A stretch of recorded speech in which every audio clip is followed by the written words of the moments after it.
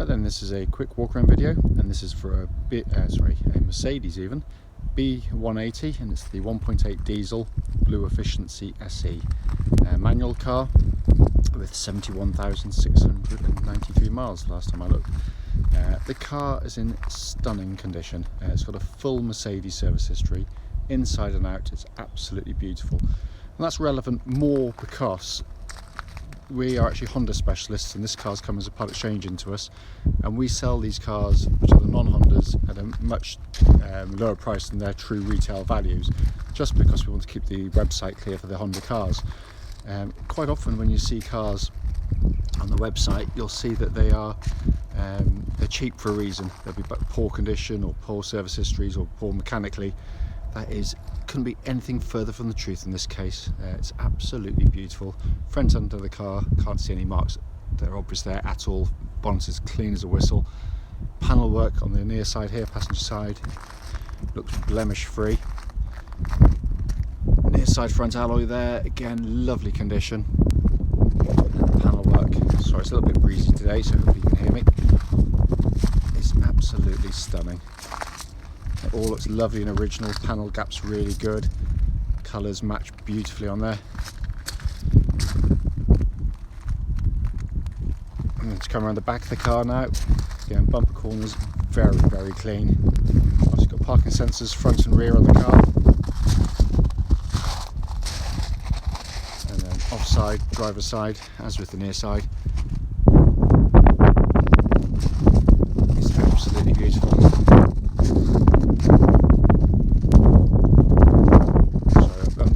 Showers today, so it's a little bit quicker going around the car than normal because there's a black cloud coming over our head, and it's going to pour down any second now. So if every car didn't need a lot of time spending on it, it's this one because it's just so clean. But externally, it literally is hard to find a mark anywhere on the vehicle.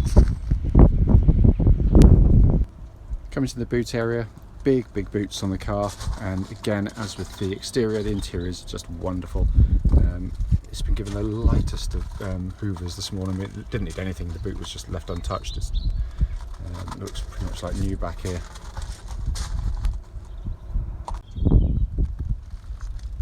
Coming into the back of the car now, huge amounts of rear leg room in these B-class cars. They really are cavernous back here, and it's all in lovely condition.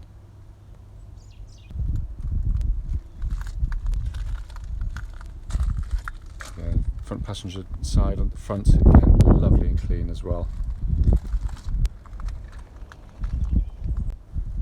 So finally, driver's door card, and as with all the others, in perfect condition really.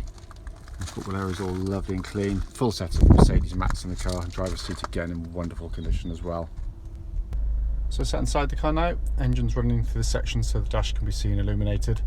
Nice modern dashboard of course on the car, radio set up nice and high there. But as you can see, it really is in just wonderful condition again inside.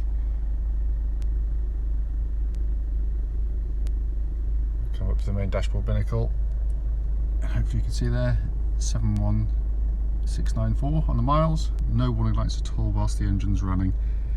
The video, in all honesty, cannot really do justice to just how nicely it's been kept inside the car. Just to quickly show you, owner's manual pack and lock and wheel nut key settings are both here and present with the car. So finally, just to come under this absolutely beautifully presented engine bay.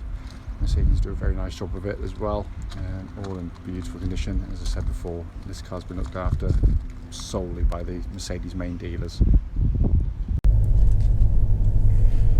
Right then, this is a quick road test video, and this is for a Mercedes B180, and it's the 1.8 diesel BlueEFFICIENCY SE model.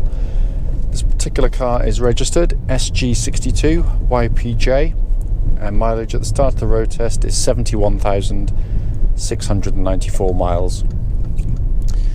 The reason we do the road test is basically so that anyone that's looking at the car in line on an advert actually gets to see that very car in operation. A lot of our customers travel huge distances to come and see our cars, so the least we can do is to go to the time and effort to do these videos and report back on any issues there might be which would show up on test drive. because we know how frustrating it can be to go and see a car only to drive it and find out when you get there it's got a fundamental issue whilst driving, which you really should have been told about. The car itself, as I said in the walk around video, it's been beautifully looked after by the Mercedes dealers, and without being a complete spoiler, it's immediately obvious. The car drives as tight as a drum. Engine starts absolutely instantly and settles to completely smooth, even idle. There are no warning lights at all on the dashboard relating to the engine or any other part of the car. I'll do the temperature gauge later in the video because the car's only been running for a few minutes, so it wouldn't be fair to judge it at this stage. The engine itself's a lovely unit actually, very smooth, very quiet. It's got plenty of urge, pushes it along really nicely, and according to the chap that had it previously, very fuel efficient as well. So very, very nice power unit indeed, as they like to call them these days. Engine then feeds through clutch and into gearbox. Clutch in the car, absolutely perfect. Bite point is exactly where it should be. Paddle travels lovely, light and smooth and positive, so all good there. Gearbox itself, 6-speed manual gearbox. I have to say, and my previous experience of Mercedes manual gearboxes hasn't always been good, to the extent that they've always seemed quite clumsy and long-winded and sort of long in travel, and this is probably as good a manual gearbox as I've actually driven in a long time. It really is a lovely, lovely gearbox to use. It's very sweet, gears engage with a lovely sort of slickness, and it's very positive and accurately sort of gated in terms of kind of the positioning of the gear lever. So all very good there. All the gears engage exactly as they should, of course. Steering of the car, really nice power steering setup. Track's absolutely dead straight. There are no vibrations that come back through the steering wheel at this speed or any speed up to the legal limit, by the way. So all good there, but again, Mercedes tend to do this rather well. Makes the car feel nice and solid on the road, but it's accurate. It's precise in the way it goes about its business, and it's very nicely tuned to the chassis as well. So it's not overly quick, but also not ponderously slow. It sort of sits in between the two really, really well. Chassis in the car, again, Mercedes-Benz cars tend to ride very well, and this is no different to any of them. It's got a very nice ability to sort of absorb the sort of minor bumps and the bigger ones, but also maintain really nice body composure through the corner at speed. There's no getting away from it. It's not a sports car, but what it isn't either is some sort of clumsy family car which can't be pushed along a bit. It actually does it rather well. What I'm looking for in videos is when I go over bumps like that one there, which is horrible. You'll obviously hear it hitting the bumps, but you don't want to get any sort of like nasty sort of chattering noises coming back through, and certainly there aren't any.